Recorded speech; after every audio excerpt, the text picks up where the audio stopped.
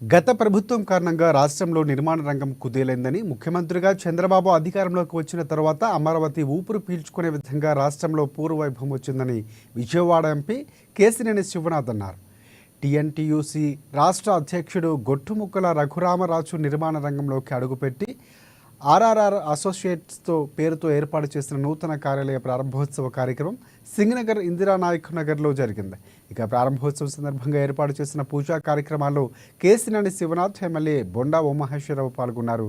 CM Chandrababu ఉచిత ఇసుక విధానం తీసుకురావడంతో నిర్మాణ రంగం వైపు న్యూ ఎంటర్‌ప్రెన్యూర్స్ కూడా ఆసక్తి చూపిస్తుందని ఎంపీ కేసినేని శివనాథ్ వెల్లడించారు.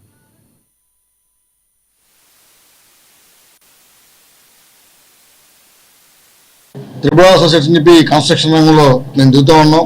2014 నుంచి 19 వరకు ఆంధ్రప్రదేశ్ రాష్ట్రంలో ముఖ్యంగా విజయవాడ నగరంలో నిర్మాణ రంగం బ్రహ్మాండంగా ఉండేది. తర్వాత కాలంలో గత ప్రభుత్వంలో ఇసుక అందుబాటులో లేకపోవడం వల్ల నిర్మాణ రంగం కుదేలైంది. మళ్ళీ చంద్రబాబు గారు ముఖ్యమంత్రి అయిన తర్వాత నిర్మాణ రంగం బాగుంటుందనే ఉద్దేశంతో మేము ఈ కన్స్ట్రక్షన్ ఫీల్డ్ లోకి రావడం జరుగుతుంది.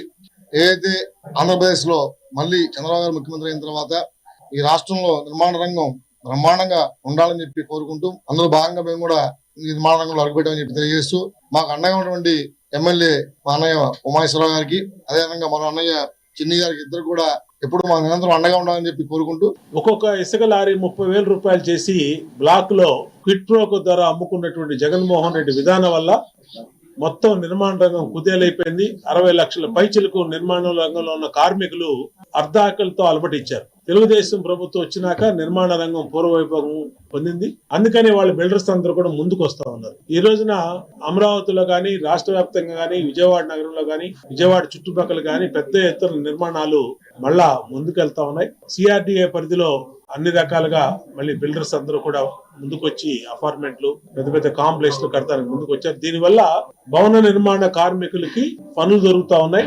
ప్రభుత్వానికి కూడా అన్ని రకాలుగా మంచి జరుగుతా ఉంది. సెంట్రల్ నియోజకవర్గం బొండా ఉమా గారు 2014 నుంచి 19గా ఎమ్మెల్యే కింద ఉన్నప్పుడు ఇక్కడ ప్రభుత్వ పనులే కాకుండా రియల్ ఎస్టేట్ బిల్డర్లు కూడా బ్రహ్మాండంగా ఉండేవారు. అదే విధంగా మళ్ళీ ఆయన ఎమ్మెల్యేగా నేను ఎంపీగా గెలవంగానే తెలుగుదేశం ప్రభుత్వం